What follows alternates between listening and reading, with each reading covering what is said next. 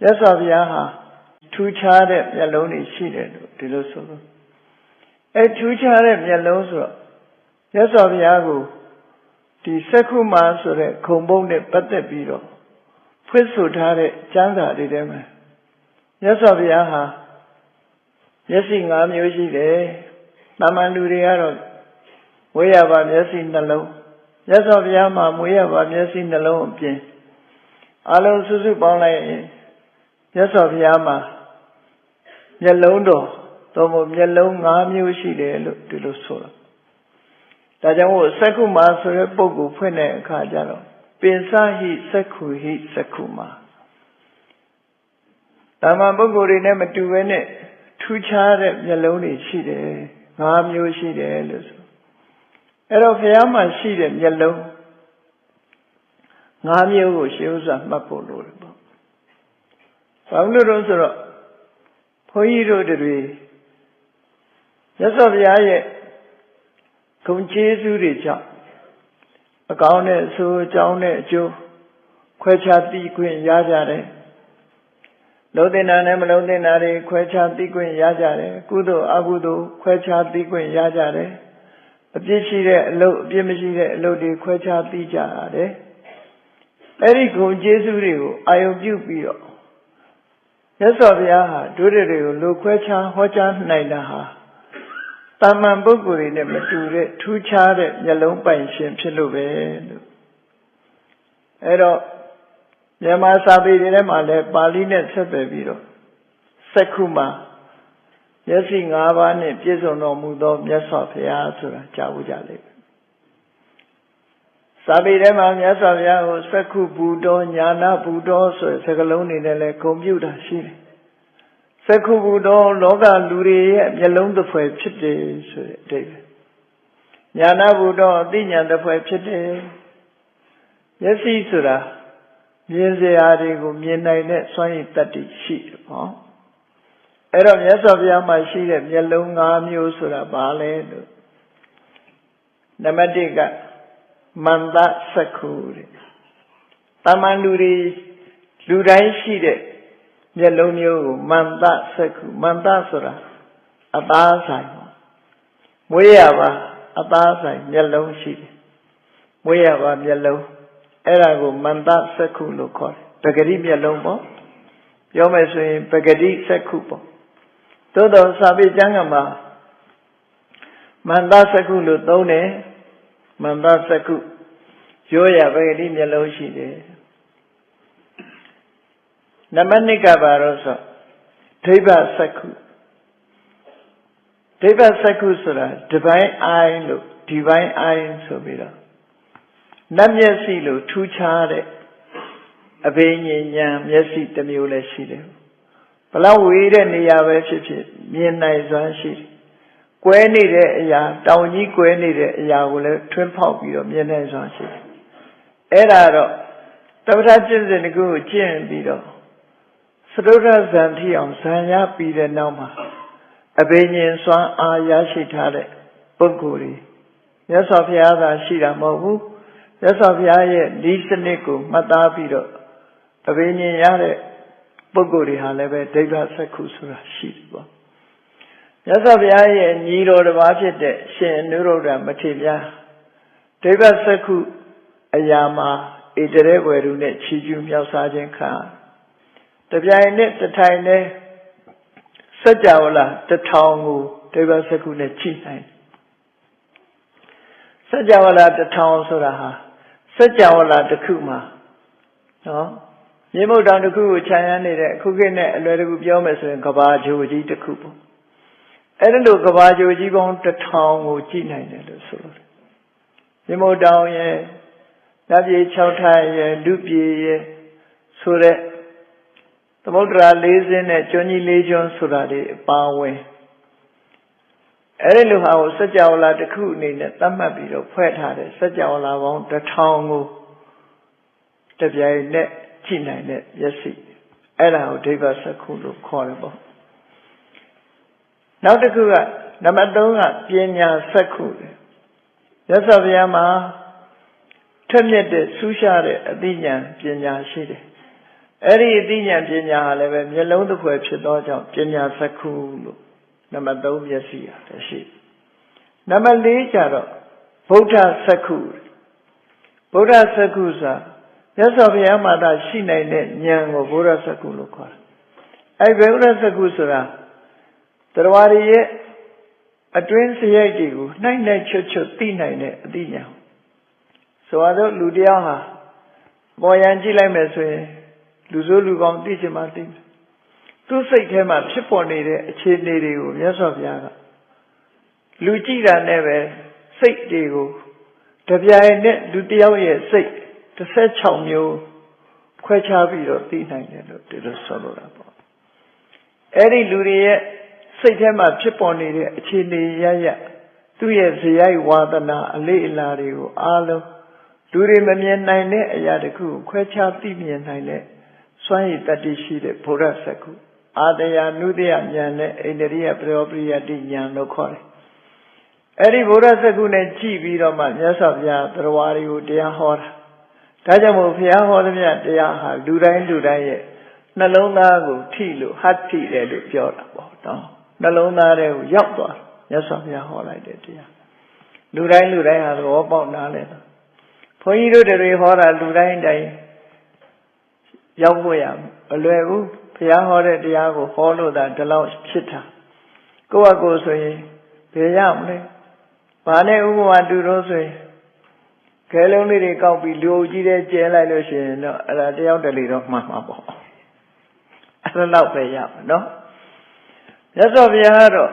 ပိဋကမြောင်များစွာရဲ့စိတ်နှလုံးတွေကိုသိပြီးတော့သူ့လည်းထိဆိုပြီးတော့ရှိသမျှပိဋကတွေကိုနှလုံးသားရောက်ပါအောင်ဟောနိုင်တဲ့စွမ်းရည်တတိရှိဒါကိုဘုရားစက္ခုလို့ခေါ်တာပေါ့နော်အဲ့ဒါလို့နောက်တစ်ခုကတော့တမန္တစက္ခုတမန္တဆိုတာပဝန်းကျင်အားလုံးကိုအခြေအနေရရအားလုံးကို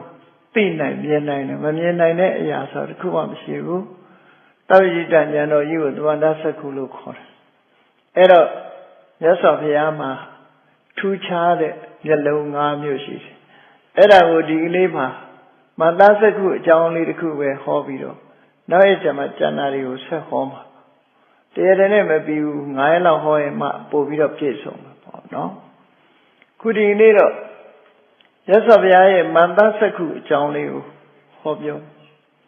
ကြောင့်ကလည်းဒီမန္တစက္ခုနဲ့ပတ်သက်ပြီးတော့လည်းမဟောပြောဘူးစာပေကျမ်းဂန်ထဲမှာလည်းတော်တော်များများဒါတွေမပါဘူး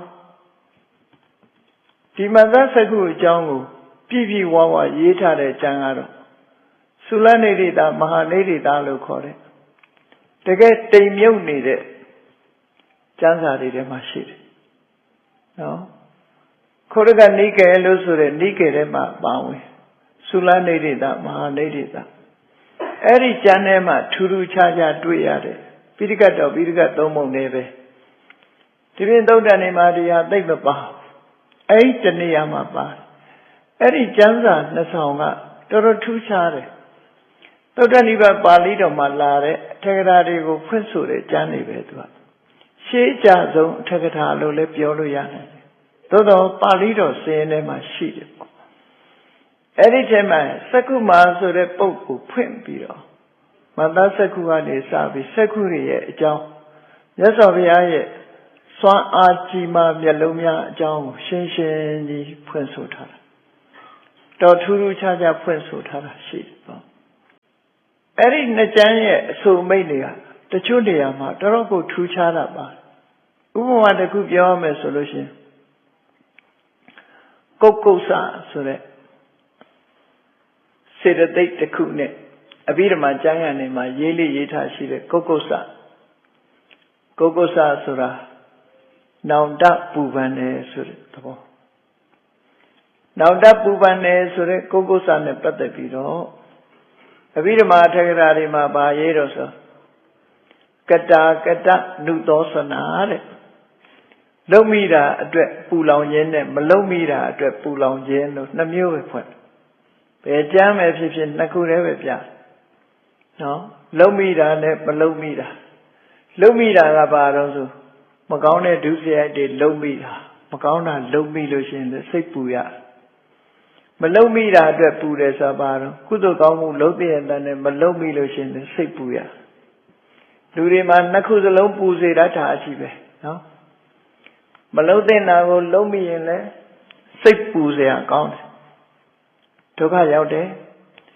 လုံးတဲ့နာကိုမလုံးမိဘူးဆိုလို့ရှိရင်လည်းစိတ်ပူเสียကောင်းတယ်အဲ့ဒီနှစ်ခုစလုံးအတွက်နောင်တတောကဖြစ်တတ်တယ်ဆိုတဲ့အဲ့ဒီနှမျိုးကိုသာဖွင့်သို့တော့အခုပြောတဲ့သုလနေရိတာမဟာနေရိတာပါဠိကျတော့တတ္တိယအမျိုးအစားတစ်ခုကိုထည့်ပြီးပြောတာ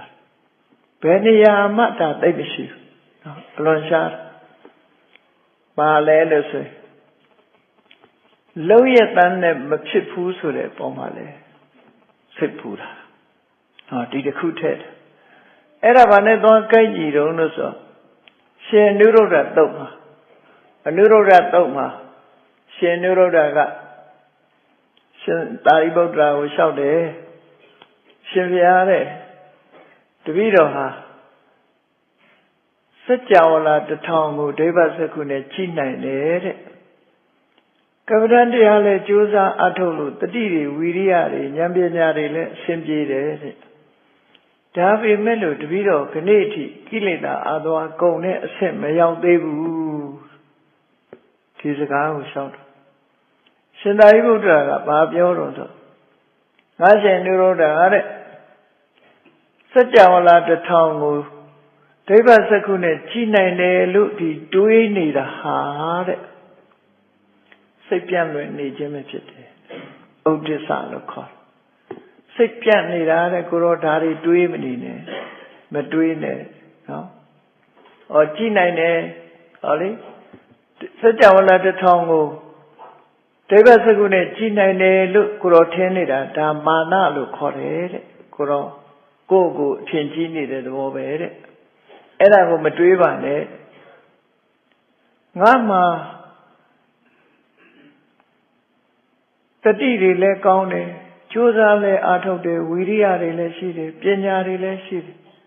အဲ့ဒါလို့ကိုယ်တော်တွေးနေတာဥဒ္ဒစ္စစိတ်ပြန့်လွင့်နေတာပဲဖြစ်တယ်တဲ့အဲ့ဒါလည်းမတွေးနဲ့တဲ့ဘာဖြစ်လို့များကိလေသာအာသဝတွေကမကုံရတာလဲလို့ဒီလိုတွေးတာကိုယ်ကိုယ်စာဖြစ်နေတယ်ဟောလွဲ့ရတဲ့လည်းမဖြစ်တာဒီမှာရှင်သာရိပုတ္တရာထောက်ပြတဲ့သဘောကိုအခုဒီသုလနေရိတာတို့မဟာနေရိတာတို့ကျမ်းထဲမှာထည့်ရေးထားတော့တော်တော်ထူးခြားတယ်လို့ပြောအခုလည်းပဲမြတ်စွာဘုရားရဲ့မျက်လုံးနဲ့ပတ်သက်ပြီးတော့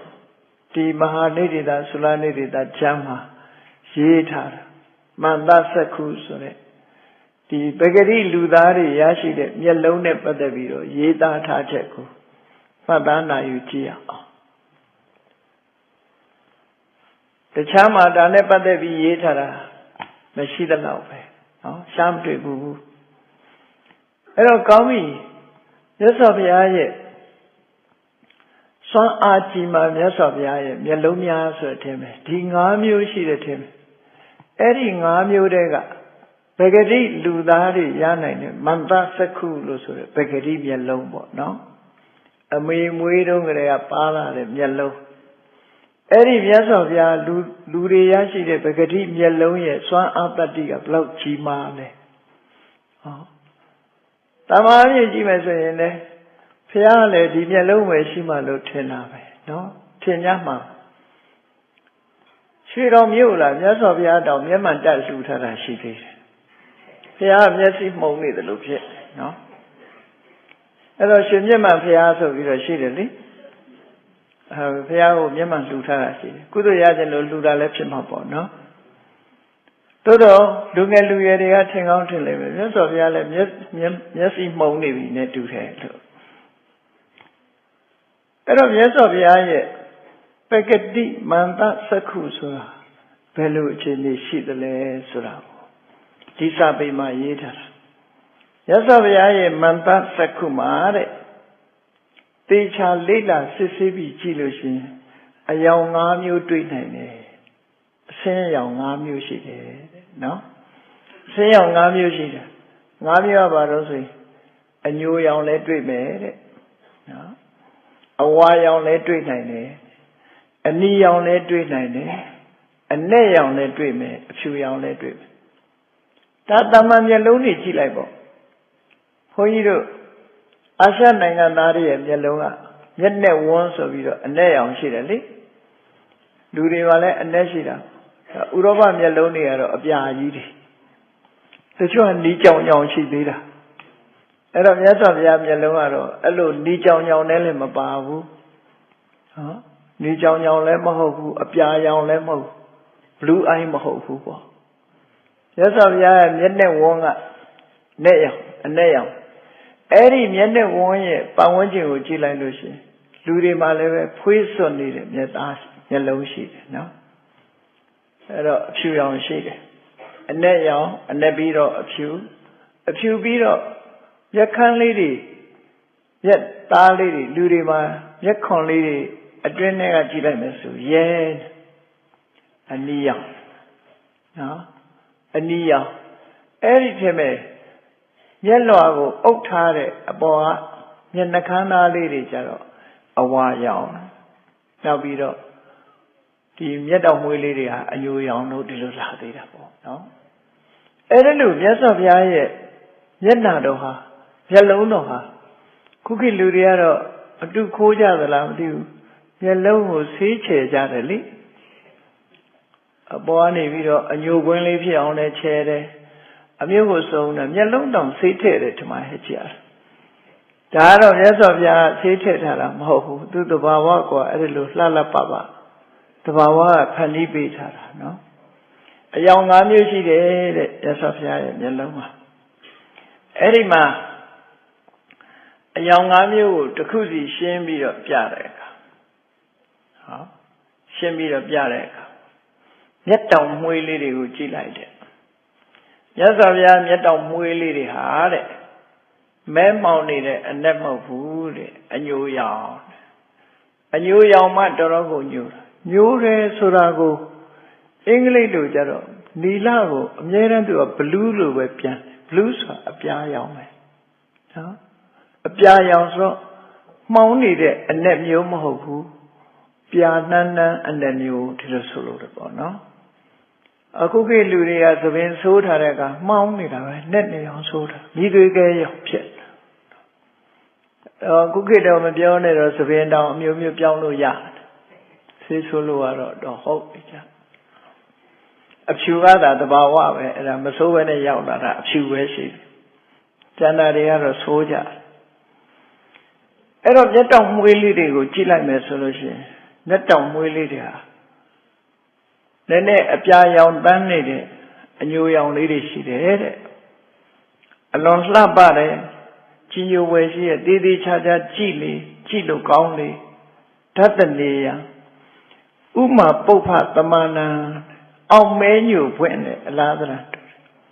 အောင်မဲညိုဆိုတဲ့အပွင့်ကိုမြင်ဘူးတဲ့လူလည်းရှိမယ်မမြင်ဘူးတဲ့လူလည်းရှိမယ်ဘုန်းကြီးတို့အရာခေါ်နဲ့ပြောမယ်ဆိုရင်အောင်မဲညိုဆိုတာခြုံနေနွယ်တွေပေါ်မှာပေါက်တတ်တဲ့နွယ်ပင်မျိုးပဲအဲ့ဒီနွယ်ပင်ကအပွင့်လေးကပြာနှမ်းနှမ်းလေးပဲအပြာရောင်လေးအောင်မဲညိုဆိုတာရှိတယ်အဲ့ဒီနာမည်နဲ့ဒီဟာမှန်တယ်ဆိုရင်တော့လေအဲ့ဒီအယောင်ပဲပေါ့အပြာရင်းရောင်လေးနော်အောင်မဲညိုဆိုတာအပြာရင်းရောင်အဲ့တော့မြတ်စွာဘုရားရဲ့မျက်တောင်မွေးတော်တွေဟာအပြာရင်းရောင်လို့ဒီလိုဆိုလို့ပဲပေါ့အဝိဓမ္မကြည့်လို့ရှုလို့တပ်ပဲတဲ့အမတမလှတယ်ဟောနောက်တစ်ခါအဲ့ဒီကနေပြီးတော့မျက်တောင်မွေးပေါက်တဲ့မျက်ခမ်းလေးတွေကြည့်လိုက်တဲ့အခါကျရွှေရောင်ကွတ်ထားတယ်လို့အသားလေးတွေကအဝါရောင်လေးတွေနော်အတုလုပ်ပြီးတော့ခြယ်ခြင်းလဲခြယ်ပြီးတော့အဲ့ဒါနော်မျက်ခမ်းလေးတွေကိုသူကအဲ့ဒါအဝါရောင်လေးကွတ်ထားအဝါရောင်လေးဆိုတော့အဲ့ဒါလည်းပဲအလုံးကိုဝါပြီးတော့အလုံးကိုလှတယ်တဲ့ရွှေရောင်မဲတဲ့ကြည့်လိုက်လို့ရှင်တကယ်ကိုရွှေသားလေးနဲ့နှခမ်းကွတ်ထားတယ်လို့ဘာနဲ့ဥပမာတူတော့ဆိုလို့ရှင်မဟာလေကားပန်းလို့ပြောတယ်ဝါလူရောင်မဟာလေကားပန်းဆိုတာတော့လူတိုင်းမြင်ဘူးချင်မှမြင်ဘူးမှာပေါ့ငုပန်းဝါလေးတွေလိုဖြစ်ပါလိမ့်မယ်တပါးနော်ငုပန်းလိုဖြစ်လေင ဝိရွှေဝါပတောက်တို့ဝိရွှေဝါတို့လိုဝါရွှေရောင်ဝါလေးတွေအဲ့ဒါလိုမြတ်စွာဘုရားရဲ့မျက်လုံးတော်မှာတွေ့ရမယ်တဲ့တခါမျက်ထောင်နှစ်ခုကိုကြည့်လိုက်ဟိုဘက်တောင်ဒီဘက်တောင်လေးတွေရသားရှိတဲ့မျက်ထောင်လေးတွေကိုကြည့်လိုက်မယ်ဆိုရင်မြတ်စွာဘုရားရဲ့မျက်ထောင်လေးတွေဟာနီးရဲနေတာပဲတဲ့ဟိုဘက်ဒီဘက်မျက်လုံးလေးတွေနီးရဲနေတာရက်တွင်းထဲကမျက်ထောင်လေးတွေဟာနီးရဲနေတယ်အလွန်ကိုနီးရဲပြီးတော့အလွန်လှပစက်တည်ရှိကြည့်လို့ရှိလို့မဝဘူးဘာနဲ့ဥပမာတူလို့ဆိုပိုးပရံမိုးကြတဲ့အချိန်မှာထွက်လာတဲ့ပိုးပရံကောင်လေးတွေရှိတယ်အဲ့ဒီကောင်လေးတွေကကြည့်ရဂရိဘာအနီရောင်လေးတွေပဲပြောရဲမဲ့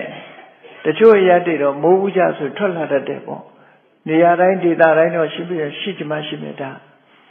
စကိုင်းတောင်မှာတော့ရှိတယ်မိုးရွာလို့ရှိရင်အဲ့ဒီကောင်လေးတွေကဂရိဘာလေးအတိုင်းပဲလက်သေးကောင်လောက်ပဲရှိတယ်ထွက်လာပြီးမိုးဦးကြဆိုလို့ရှိရင်ဂရိဘာလေးတွေနဲ့တူတာကင်လိုက်ရင်လည်းနုနုလေးရဲ့အဲ့ပိုးကောင်လေးနော်အဲ့ဒါကိုအိန္ဒခောပကလို့ဒီလိုခေါ်တယ်ပိုးပရံလေးတွေဟိုပိုးပရံမျိုးမိကိုတိုးနဲ့မဆိုင်ဘူးနော်နောက်တစ်ခုကတော့ဘာလဲလို့ဆိုရင်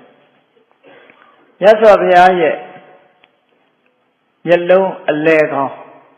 မျက်လုံးအလဲကောင်းခုနပြောတဲ့မျက်နဲ့ဝန်းလို့ခေါ်တာပေါ့နော်အဲ့ဒီမျက်လုံးအလဲကမျက်လုံးကြတော့လေနဲ့မှောင်နေတာပဲဒါမို့လို့ပထုံးရောင်လို့နဲ့မှောင်ပြီးတော့နေတယ်မြတ်စွာဘုရားအလွန်ကြည့်လို့ကောင်းတယ်တဲ့ဘာနဲ့အလားသဏ္ဍာန်တူတော့ဆိုရင်ခပေါင်းရေကြည်စီအဲ့ဒီအစီလေးကလည်းမှောင်နေတာမဲနာနဲ့နေတဲ့ခပေါင်းရေကြည်စီအဲ့ဒီခပေါင်းရေကြည်အသီးရဲ့အစီသဏ္ဍာန်ရှိတယ်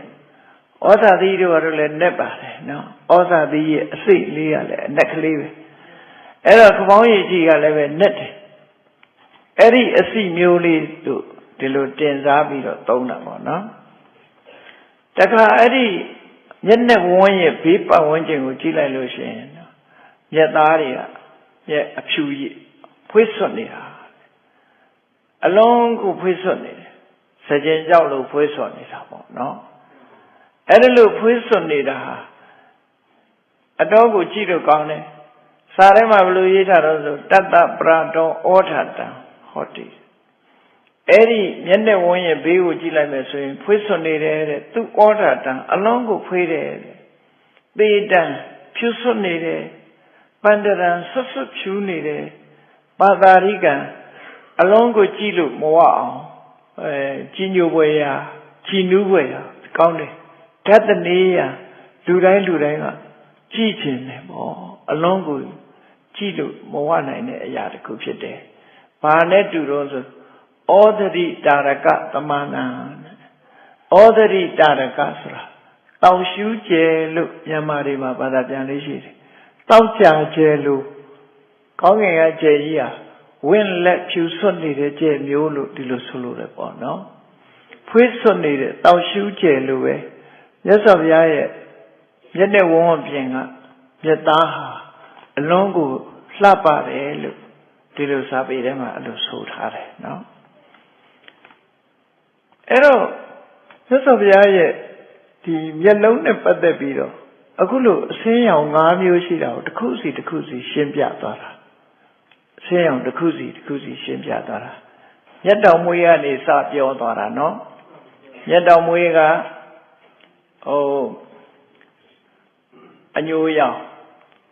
အညိုရောင်မျက်တောင်မွေးကအညိုရောင်အဲ့ဒီနောက်ကြတော့နှခမ်းသားလေးတွေကရွှေရောင်အဝါရောင်နော်မျက်ထောင်လေးတွေကအနီရောင်မျက်နှာဝန်းကအနက်ရောင်တဲ့အဲ့ဒီအနက်ရောင်ကိုပတ်ထားတာကြတော့အဖြူရောင်တဲ့ဟောဒီလိုအယောင်၅မျိုးကိုခွဲခြားပြီးတော့ရှင်းပြတာ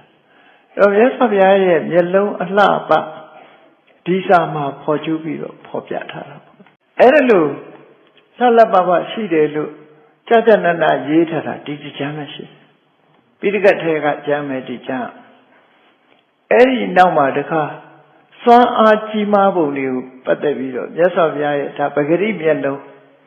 ပဂရိမျက်လုံးရဲ့စွမ်းအားကြီးမားပုံတွေကိုဘယ်လိုရေးထားတော့ဆိုတေနဘဂဝါပါဂတိကေနမန္တသက္ခုနာတဲ့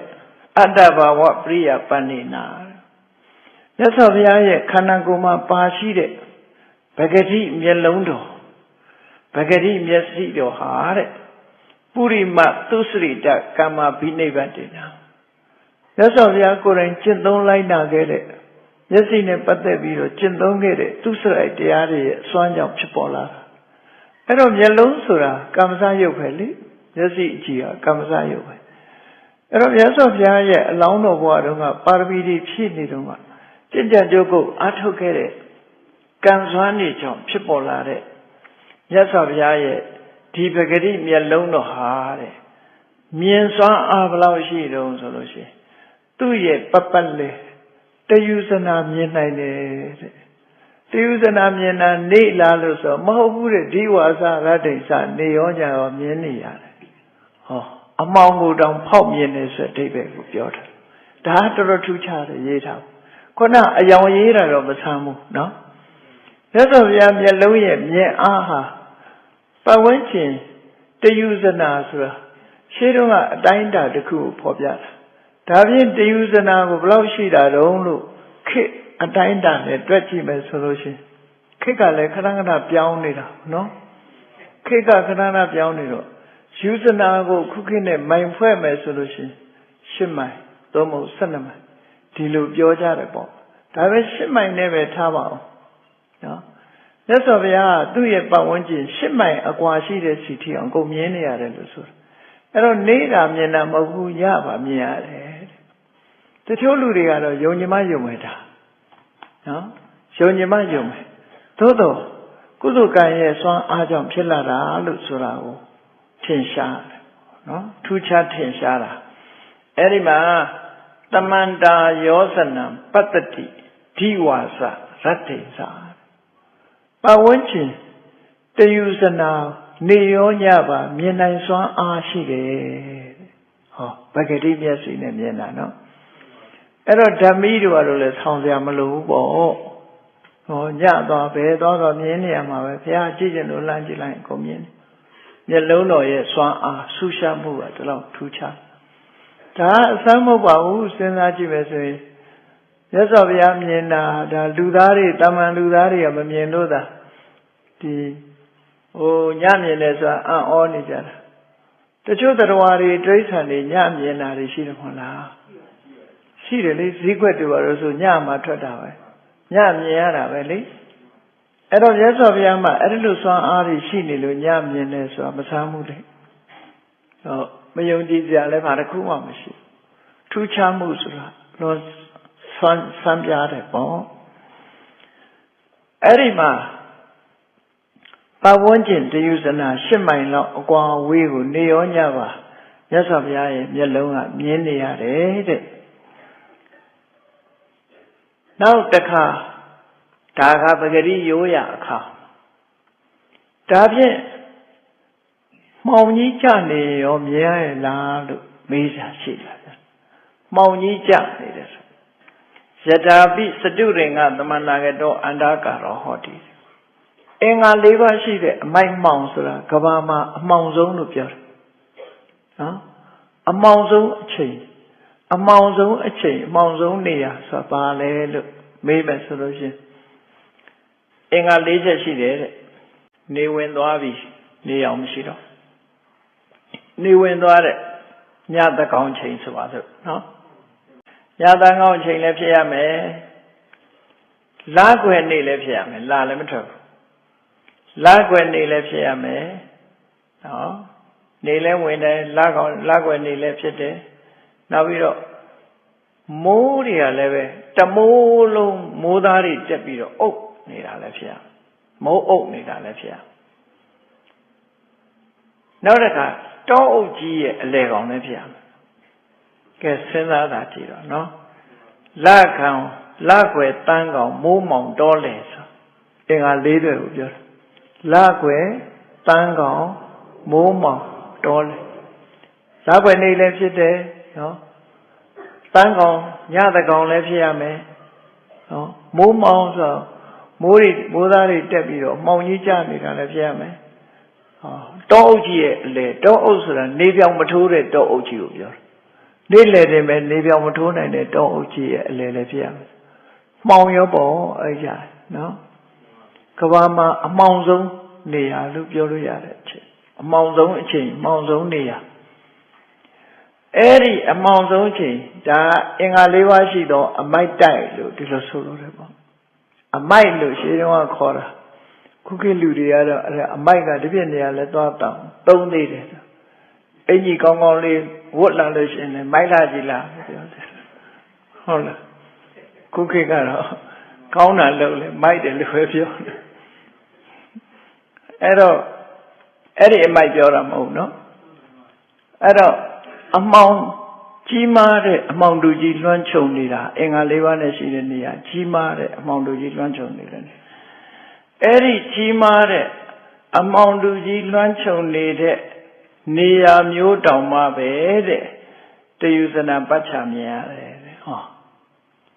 ရှစ်မိုက်ပတ်ချမြင်နေရတယ်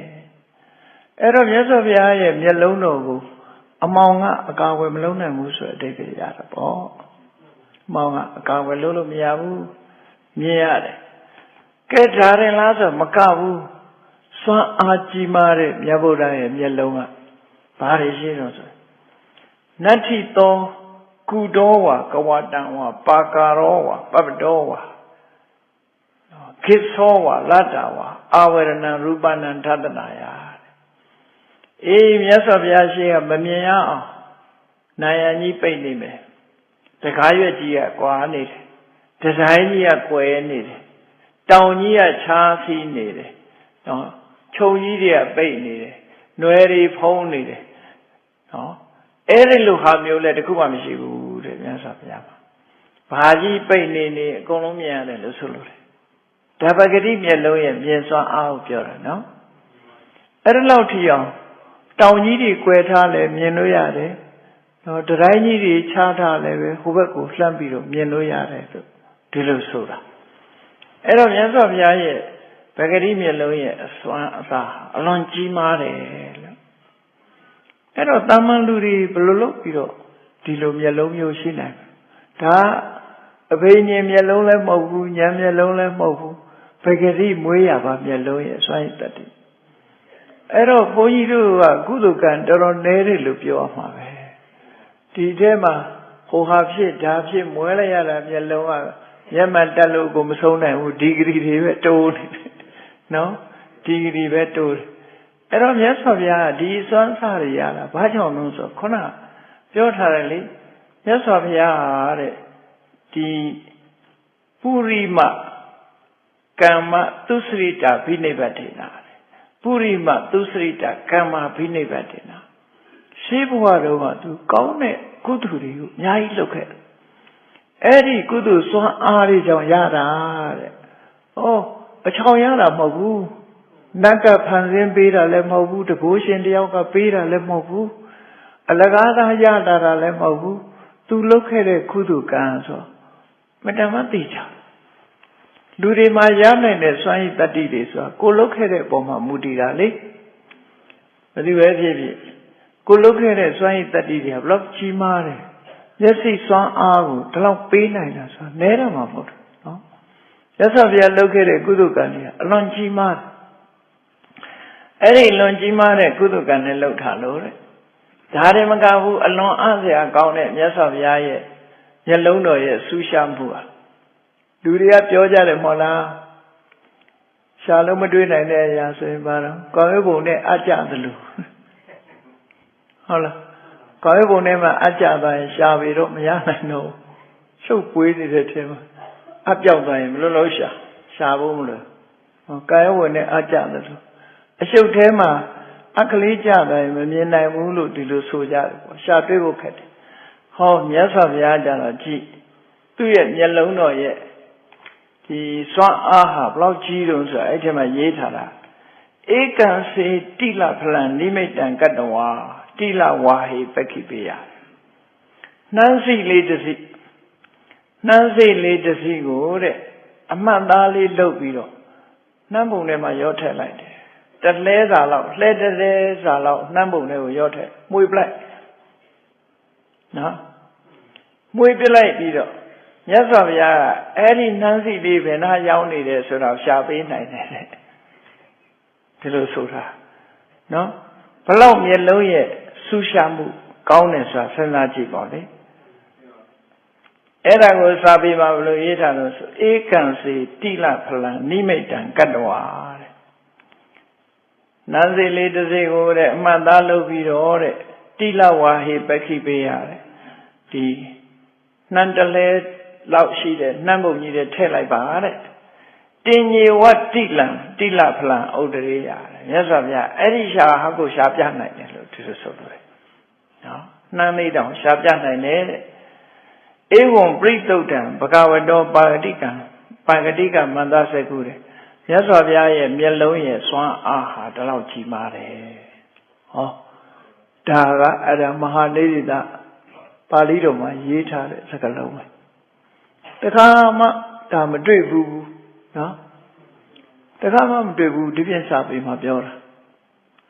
အဲ့တော့မြတ်စွာဘုရားရဲ့ဗေဂတိမျက်လုံးရဲ့စွမ်းအားဟာဒီလောက်ကြီးမားတော့ဘုန်းကြီးတို့တွေလို့အချိန်မတိုင်ခင်ကတည်းကမှုံမွဲလို့မျက်မှန်နေနဲ့အားခဲနေရတဲ့မျက်လုံးတွေနဲ့စလိုက်ဘယ်လိုတော့တော်တော်ညံ့တဲ့မျက်လုံးတွေတော်တော်ညံ့တဲ့မျက်လုံးတွေဟာတော်တော်ညံ့တဲ့ကုသကံကြောင့်ဖြစ်လာလို့ဖြစ်မှာပေါ့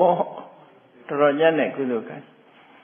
အဲ့တော့မြတ်စွာဘုရားဒီလိုမျက်လုံးစွမ်းအားရှိတဲ့မျက်လုံးရတာအလကားရတာမှမဟုတ်တာ50ဇန်တိဘတ်ထဲမှာနည်းနည်းပါးပါးရှာကြည့်လိုက်တဲ့အခါကျတော့တိဝိဇ္ဇဆိုတာရှိတယ်လေတိဝိမင်းကြီးရဲ့ဇလံမြတ်စွာဘုရားမျက်လုံးကိုဖောက်လှူခဲ့အဲ့တော့ဖောက်လှူတယ်ဆိုတာဘယ်လောက်ထီအောင်ဒီလိုတိဝိမင်းကြီးဘဝလိုမျက်လုံးတွေကိုလှူခဲ့တာစာပေကျမ်းဂန်ထဲမှာဆိုကောင်းကင်ကကျယ်ရတဲ့တောင်မကများတယ်လို့ဒီလိုဆိုတာပေါ့အဲ့လောက်မျက်လုံးတွေကိုလှူဒန်းခဲ့မှတော့ဒီလိုမျက်လုံးမျိုးရတာနဲတောင်နဲသေးတယ်လို့ပြောမှာပဲနော်စာပေကျမ်းကမှာဆိုတော့လေးတင်ကြီးတဲ့ကဘာတသိန်းပါရမီဖြည့်တော့ကမျက်လုံးတွေဖောက်လှူခဲ့ရတာဟာတဲ့ဒီကောင်းကင်ကကျက်တရားတွေမကများလာပါတယ်လို့ဒီလိုဆိုတာအဲ့တော့တာမန်ပုဂ္ဂိုလ်တရားအနေနဲ့စဉ်းစားကြည့်တယ်နော်မျက်လုံးတွေဖောက်လှူရမှာဆိုအတော်ကြောက်စရာကောင်းတာပဲလို့ဘုရားဖြစ်ဖို့ရလက်တွန့်သွားကြဘုရားဖြစ်ဖို့လက်တွန့်စရာဖြစ်လာနော်ဘာလို့လဲဆိုရင်မျက်လုံးဆိုတာလူတွေတန်ဖိုးအထားဆုံးအရာတစ်ခုဖြစ်တယ်လေမျက်လုံးဆိုတာဒီပြင်ဟာလူကောင်းလူမဲ့ကိုကိလူမျက်လုံးလှူတာတော့သေမယူဆိုတဲ့မျက်ကြည်လွှာလူကတော့လှူလို့ရပါတယ်အဲ့ဒါတော့ကိုမလို့ကျင်တော့မှပေးတယ်ခုတ်တဲ့သုံးဝင်တော့ဘူးလေအဲ့ဒီချိန်ဒါလေးတောင်နှမျောတဲ့လူကရှိအောင်မပြီးဘူးနော်အဲ့ဒါတောင်နှမျောသေးတယ်နည်းနည်းအဲ့တော့ရသော်ဘုရားဒီအရှင်လတ်လတ်ကိုယ့်မျက်လုံးကိုလှူနိုင်တဲ့စွမ်းရည်တတ္တိရှိတဲ့ကုသိုလ်စေတနာစွမ်းအားဟာအလွန်ကြီးမားတာဒါကြောင့်မို့တိဝိမင်းကြီးဘုရားတော်ကတော့သူကဘာတွေပြောလာတော့ဆိုကြည့်တိဝိမင်းကြီးနေထိုင်တဲ့အချိန်မှာတိဝိမင်းဆိုတာအလှဝိတ္တန္တရာမင်းလို့နာမည်မကြီးပြီမဲ့လို့လှူတဲ့နေရာမှာတော့အလွန်ကိုရရောသူတယောက်ဖြစ်တယ်ပေါ့နော်ညဘာစာပေထဲမှာတော့အလှရဲမင်းဝိတ္တန်လို့သာဆိုတာအလှရဲပြီးမင်းတိဝိလို့မဆိုကြဘူးဝိတ္တန္တရာပဲပြောကြလေရှိတယ်ပေါ့နော်သို့တော့ဝိတ္တန္တရာလှူတာတဲ့တိဝိမင်းကြီးရဲ့အလှကပို့ပြီးတော့ကြီးမားတယ်လို့တောင်ပြောရမှာဖြစ်တယ်ဝိတ္တန္တရာမင်းကြီးကဆင်ပြီးတော်ကြီးပဲလှူတာလေနောက်ပြီးတော့သားတော်နဲ့သမီးတော်လှူတယ်လေမတိဒေဝီကိုလှူတယ်လေဒီပြင်ပစ္စည်းတွေလှူတာအဲ့ဒါအပြင်ကဟာတွေကြီးပဲကောသူမှမပါတာအဲ့တော့သီဝိမင်းကသူ့ရှိတဲ့မျက်လုံးဖောက်လှူတယ်ဆိုတော့သူ့လှူကပို့ပြီးတော့အစွမ်းကြီးတာပေါ့နော်အဲ့တော့သီဝိမင်းကြီးစီတရက်ကြတော့မျက်စိမမြင်တဲ့ပုံနာကြီးတယောက်ရောက်လာပြီးတော့သူကဒူရေအပ္ပတံထေရောဝသက္ခုံယာစိတုမာကတော့ သူဘာမှမမြင်ရဘူးတဲ့သူမျက်စိတွေဘာမှမမြင်ရဘူးတဲ့အဲ့ဒါကိုမျက်စိလေးတစ်လုံးရခြင်းလို့လှူပါတဲ့အဲ့ဒါနှစ်ယောက်သူ့ကိုတစ်လုံးလှူလိုက်ရင်တယောက်တစ်လုံးစီပေါ်တယ်သူကအဲ့ဒီပုံသားဟာလေတယောက်တစ်လုံးစီယူကြတာပေါ့သိပြီမင်းကြီးကမျက်လုံးတစ်လုံးသူ့လှူပါတဲ့သူကမျက်လုံးနှလုံးစလုံးမရှိဘူးတဲ့အဲ့တစ်လုံးတော့သူ့လှူပါလို့စက္ခုမေဒေဟိယာစီတော့လာတောင်းတာကိုပေးပါတဲ့ဆိုတော့သိပြီမင်းကြီးကဘာပြောတော့ဆိုမင်းဘယ်သူကအကြံပေးလိုက်တာတော့နဲ့မျက်လုံးလှူဖို့မျက်လုံးလူခံဖို့ငါစီမင်းဘယ်သူကအကြံပေးတာတော့နဲ့လောကမှာသူထုဆသံယာတသိဥတ္တမင်္ဂယမဟုနိတံပုရိသေနထုဆသံလောကမှာစွန့်မှုခက်ခဲဆုံးအရာမျက်စိပဲကွာဟုတ်တာပေါ့မျက်စိဆိုတာဘယ်စွန့်နိုင်ပါလားဒီပြင်အားစွန့်ရင်စွန့်နိုင်အောင်မျက်စိပဲပေးနိုင်ပါတော့အမျက်စွန့်တို့အမျက်တနိုးထားရတဲ့မျက်စုံမျက်စိမတတ်အလို့သာစွန့်အောင်စွန့်ရအခုဒီလိုတန်ဖိုးရှိလာတဲ့အရာတစ်ခုမင်းဘယ်သူကနေပြီးအကြံပေးလိုက်ပြီးတော့ငါစီလာပြီးတော့မျက်လုံးလှူတာတော့လို့ဆိုမျက်လုံးတောင်းဖို့လာတာတော့နော်မျက်လုံးတောင်းဖို့လာတာတော့အဲ့ဒီလိုမျက်လုံးမျိုးဆိုတာအလွန်လှူဖို့ရအလွန်ခက်ခဲတယ်တဲ့အလွန်လှူဖို့ခက်ခဲတယ်အဲ့ဒါလို့လွန်လှူဖို့ခက်ခဲတဲ့ဟာဘာဖြစ်လို့လာပြီးတော့ငါ့ကိုလာတောင်းတာတော့ဆိုတော့သူနတ်ကနေအကြံပေးလိုက်တယ်ပေါ့လေမင်းတိဝိမင်းစီကမျက်လုံးတစ်လုံးသွားတောင်းအကောင်းဖြစ်မယ်မင်းမျက်လုံးမမြင်ရဘူးစံတော်ဝါရှောင်းသွားနေအဲ့မျက်လုံးတစ်လုံးနဲ့သွားတောင်းလိုက်လို့ဆိုရင်မင်းသူလှူမှာပဲလို့ကြံပေးလိုက်တယ်အဲ့တော့တိဝိမင်းကြီးကဘာပြောတော့ဆိုယေနအထိနအကိစီယမထမပိပတ္တယတေတေအိဋ္ဌန္တုသင်္ကပ္ပလဘသက္ခုနိပြမနာအေးပါလေးတဲ့ကဲမင်းလိုချင်တာရပါသိမယ်နော်မင်းလိုချင်တာရပါသိမယ်တဲ့မင်းလိုချင်တဲ့မျက်လုံးကမင်းရဲ့စိတ်အကြံဟိုရင်းနေအလိုရင်ဆန္ဒတွေငါဖြည့်ပါမယ်တဲ့ဧကန္တိယာသမနတဥပယာနိတရမဟာ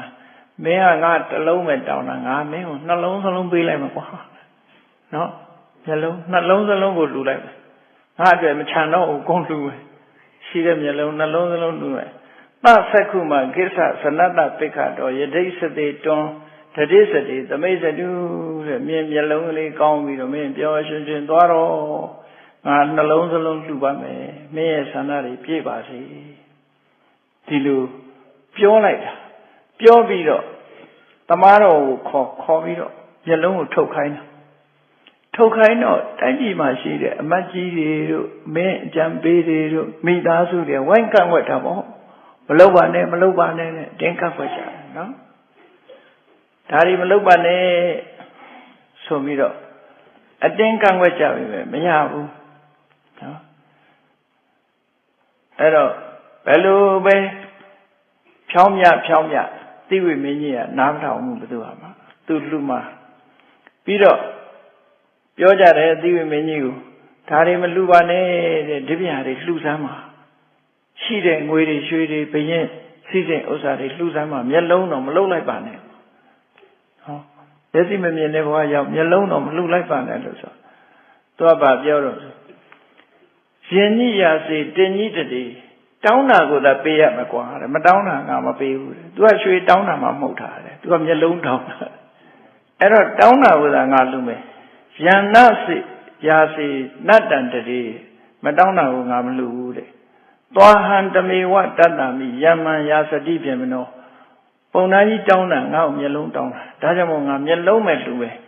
ဘာမှတပြင်းရွှေတွေငွေတွေမလှူနိုင်ဘူးဒါပဲလှူမယ်ပေါ့အဲ့ဒါလို့ပုံသားကြီးတောင်းတဲ့အတိုင်းလှူလိုက်တာမျက်လုံးနှစ်ဖက်ကိုတမားတော်ကိုဖောက်ပြီးတော့ဆေးခတ်လိုက်တာနဲ့မျက်လုံးကြီးကအပြင်ထွက်လာသူတို့ခေတ်ကဆေးကလည်းစွမ်းတယ်နော်လက်ညှိုးနဲ့ကော်ထုတ်เสียမလို့ဆေးခတ်လိုက်တာနဲ့မျက်လုံးကြီးပြူးပြီးဖြစ်မထွက်လာအဲ့ဒီပြူးထွက်လာပြီဆိုတဲ့အခါကျတော့ကကြေးနဲ့မျက်ကြောကိုဖြတ်ပြီးတော့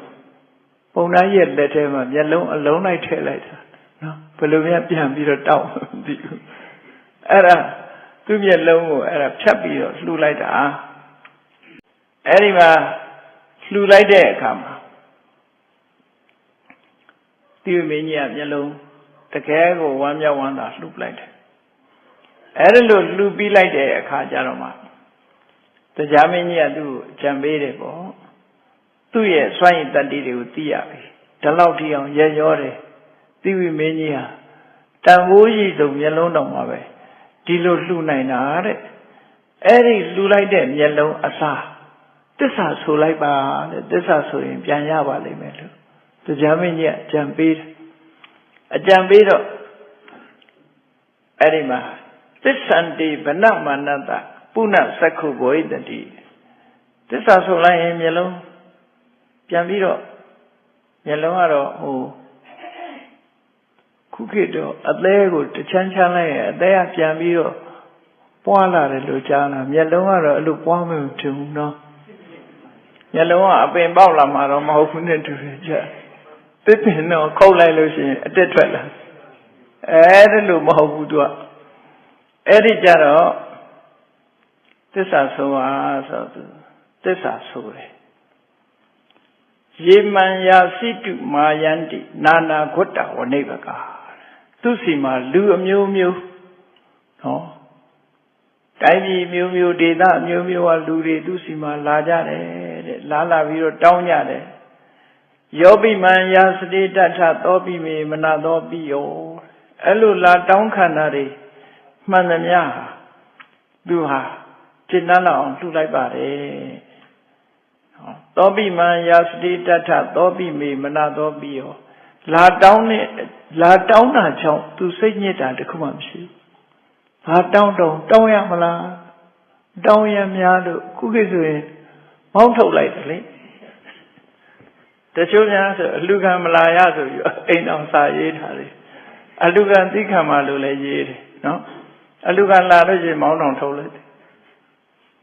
အဲ့တော့တိဝိမင်းကြီးကတော့အဲ့လိုမဟုတ်ဘူးသောပိမေမနသောပိယောလာတောင်းသမျှသူကျင့်တတ်တယ်ဣတိနသစ္စာဝိဇ္ဇနာဒီမှန်သောစကားကိုဆိုရတော့ကြောင့်သက္ခုမေဥဒ္ဒပိစ္ဆတာသူ့မှာမျက်လုံးအသစ်ပေါ်ပေါက်ပါစေလို့အဲ့ဒါလို့သစ္စာဆိုလိုက်တဲ့အခါကျတော့မျက်လုံးကပြန်ရလာတခါလေအဲ့လိုကြတော့လေဟုတ်သားပဲနော်လာတောင်းတော့ကလည်းတရားမဲ့မယ်သူဟာသူ့ရဲ့တရားတရားကိုသိချင်လို့လာတောင်းတဲ့သဘောပဲနော်လှူတာတော့သူကတကယ်လှူတာပဲဇက်ထဲကနေတရုပ်ဆောင်ပြီးတော့လှူတာမျိုးမဟုတ်ဘူးအခုခေတ်ရုပ်ရှင်ကတာလို့ရုပ်ရှင်ပြတာလို့ဟာမျိုးမဟုတ်ဘူးတကယ်လှူလိုက်ရတာလှူတော့နော်ဇက်နာယုံအတုလောက်တာမဟုတ်ဘူးတကယ်လှူလိုက်ရ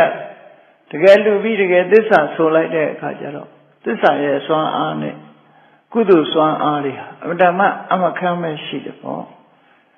ဒါပြင်အဲ့ဒီရလာတဲ့မျက်လုံးကလည်းသေးတဲ့မျက်လုံးမဟုတ်ဘူးနော်သေးတဲ့မျက်လုံးမဟုတ်ဘူးတိရောကုတ်တံတိရောသေးလံသမဒိဋ္ဌရှသမန္တာယောစနတတံဓတ္တနာအနုဘွန်တိမေဒီမင်းကြီးကလှူလိုက်လို့သစ္စာဆိုလိုက်လို့ရလာတဲ့သစ္စာမျက်လုံးကသစ္စာစွမ်းအားနဲ့ရလာတဲ့မျက်လုံးတစ်ဖက်ကယူဇနာတရားထိအောင်မြင်နိုင်တယ်ဘယ်ကလေးမျက်လုံးနဲ့တော့အခုမြတ်စွာဘုရားဘဝရောက်လာတဲ့အခါမှာတော့တယူဇနာပဲတိဝိမင်းလက်ထက်တုန်းကနေပြီးတော့ဘဝတုန်းကနေမျက်လုံးလှူလိုက်လို့ရလာတဲ့သစ္စာကြောင့်ရလာတဲ့မျက်လုံးကြတော့ယူဇနာတရားတဲ့သမန္တာယောဇနတတံဓတ္တနာအနုဘွန်တိမေအဲ့ဒါတွေစောင့်ဆောင်မှုကကြီးမားလာတယ်ပေါ့ဒီကုသိုလ်တွေဟာနော်အဲ့ဒီကုသိုလ်ကြောင့်ယူဇနာတရားထိအောင်ဒီမျက်လုံးဟာမျက်နှာစွမ်းရှိလာတယ်နသာခမတ္တပရမတ္တိကိဉ္စီမစ္ဆန္နာဣဒစီဝိတိအဲ့လိုထူးခြားတဲ့မျက်လုံးကြီးရလာတဲ့အခါကျတော့သူ့ကိုယ်သူဥရန်ကျူတာတော့ဥရန်ကျူတဲ့အနေနဲ့ပြောတာတော့နော်သက်ရှိတ attva တွေဒီလောကမှာရှိစွန့်ကြဲလူတန်းပိခံရခြင်းနဲ့တာတာဘာတစ်ခုမှမရှိပါဘူးတကယ်လူတန်းတိုက်တယ်ဓတ္တဝါနာမာနုတံသက္ခုံလူတွေရဲ့မျက်စိ လှူလိုက်တာဟာလက်ထံမေစက္ခုံအမနုတံလူတွေမျက်စိတဲ့အဆင့်သာလွန်တဲ့နတ်မျက်စိမျိုးငါရလာတယ်လို့ကုသိုလ်ရဲ့စွမ်းအားနဲ့ရတာတရားမင်းကဖန်တီးပေးတာမဟုတ်ဘူးသူ့ရဲ့ကုသိုလ်စိတ်ကနေပြီးတော့အကျိုးပေးလိုက်တာပြောမယ်ဆိုရင်ဒိဋ္ဌဓမ္မဝေဒနိယလို့တော့ပြောလို့ရတယ်သူစေရနာစွမ်းအားအလွန်ကြီးမားတာနော်အလွန်ကြီးမားသည့်အတွက်ကြောင့်လူသားတွေရတဲ့မျက်စိတစ်လုံးကိုလှူလိုက်တာနဲ့နတ်တွေရနိုင်တဲ့မျက်စိမျိုးလူတွေရဲ့အစစ်သားလွန်တဲ့မျက်စိမျိုးသူရလိုက်တယ်လို့တိဝိမင်းကြီးဘုရားမှာဒီလိုပြောခဲ့တာရှိပေါ့50ဇာတ်ထဲမှာတိဝိဇ္ဇကိုဖတ်ကြည့်မယ်ဆိုရင်ဒီမှတ်တမ်းတွေရှာတွေ့မှာဖြစ်ပါတယ်အခုမြတ်စွာဘုရားရှင်ကိုရောမြတ်လက်ထက်မှာလဲဒီလိုမျက်လုံးပေါင်းမြောင်များစွာကိုစွန့်လှူခဲ့တဲ့စေရနာစွမ်းအားတွေလွန်ကြီးမားခဲ့တယ်ပေါ့အဲ့ဒီကုသိုလ်စွမ်းအားတွေကြောင့်မြတ်စွာဘုရားကရလာတဲ့မျက်လုံးဟာအခုကဲ့သို့ထူးခြားပြီးတော့စွမ်းအားကြီးမားတဲ့မျက်လုံးကိုရတာဖြစ်ပါတယ်ဒါကြောင့်မို့ကုသိုလ်ကံစွမ်းအားကြီးမားမှုကိုတရုပ်ဖော်ပြတဲ့မြတ်ဗုဒ္ဓရဲ့မျက်လုံးတွေရဲ့စွမ်းအားကြီးမားတာတွေဟာအကြောင်းမဲ့ဖြစ်ပေါ်လာတာမဟုတ်ဘူးကြီးမားတဲ့စွမ်းအားရှိတဲ့ကုသိုလ်ကောင်းမှုကြောင့်မျက်စိစွမ်းအားတွေရတာဖြစ်တယ်လို့ဘုန်းကြီးတို့တွေယုံကြည်မှတ်သားကြပြီးတော့ဒီကနေ့မြတ်ဗုဒ္ဓရဲ့ဒီစွမ်းအားကြီးမားမြတ်ဗုဒ္ဓရဲ့မျက်လုံးများဆိုတဲ့ဒီအမှတ်1အပိုင်း1ကိုနာယူမှတ်သားကြပြီးတော့အခုလိုစွမ်းအားကြီးမားတဲ့မျက်လုံးရခြင်းဟာစွမ်းအားကြီးမားတဲ့ကုသိုလ်ကံတွေကြောင့်ရရှိတာဖြစ်တယ်လို့ကိုယ်စီမှတ်ယူပြီးတို့တွေလည်းကုသိုလ်ကောင်းမှုတွေများစွာလုပ်ရင်ကြီးမားတဲ့စွမ်းအားတွေတို့တွေလည်းရရှိမှာဖြစ်တယ်လို့စိတ်ထဲမှာစွမ်းအားတွေကြီးမားပြီးကုသိုလ်တရားကြိုးစားအားထုတ်နိုင်ကြပါစေကုန်သတည်း